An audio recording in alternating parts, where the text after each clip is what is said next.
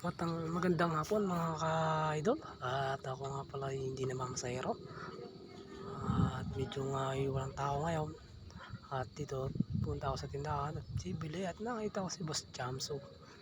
Idol na idol ko yan. Ay, kita pa naman naka-4 pa yamang yaman at sugar daddies natin mga idol. At yan, tamang merienda si Adel, si Angelo Manyebo mga idol, inshallah. At ito, what's up natin mga idol, at tinatanong ko nga at sabi ko ay nakita ko yung kapatid niya din, ay Shalin, walang tamad sa Quezon.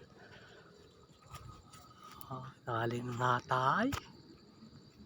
At ito nga wala mga idol, at samahan nyo at may kukunin tayong prutas. Titingnan natin kung hinog na. Let's go. Ito, ano kayang prutas ito mga idol? Ito, malapit na tayo mga idol. Ano kayang prutas itong masarap na ito? Makusangin hilaw pa mga idol. At ito, atis nga pala ito mga idol. At ito yung masarap sa Quezon. Kung matitikman yung hinog nito mga idol, at yan, ang sarap talaga ng atis na ito.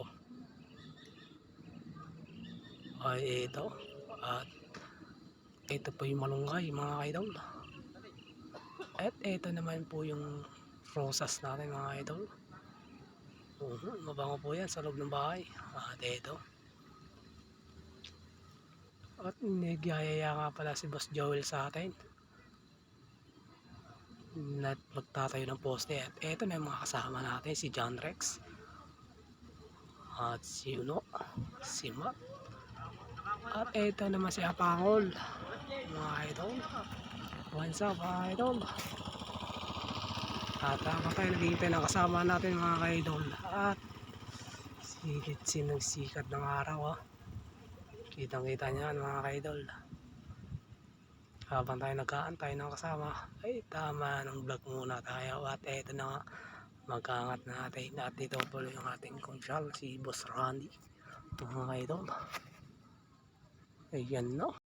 At ito nga pala si Boss Randy natin mga idol. At habang handang tumulong sa atin sa pagkaangat ng poste natin mga idol.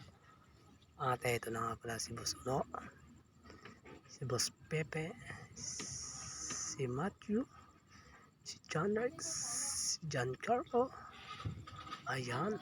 At ito nga pala yung itatayo natin poste mga idol, at medyo mahaba at malaki. Ay mano-mano lang yan mga idol na itatayo natin, at medyo mahirap nga na itayo yan. Kailangan natin dyan ng mga 30 katao. Kaso nga lang hindi natin naabutin ng 30 katao mga idol, at tutulungan lang natin ng lubid. Ayan, job na natin mga idol. Shout out nga pala kay Boss Pepe. Ayan po yung mason na rin. Malumat pa eh. Kala mo hindi ka butay. Macho eh mga idol. At eto na nga pala ay bukang-buka natin, Boss Matthew. At habang naghihintay nga tayo dito ng kasamahan, ay nako, ay kung papagawa po ng CCTV, tingnan niyo po yung ginagawa. Ay yun ay last no. Ay ito po malasakay si John Rex Salonya. At yan nga pala kukuha ng kapay. Isa lang ay kukunin. Ay ito yung matamang chicks ball lang ating kasama, tapos Rocky. Yan, shoutout sa iyo. At ang asawa ko yan si Bansa, si Ma'am Marjorie Di Castro. At yan mga idol, at si Boss Pepe ay naiinip na. Yo.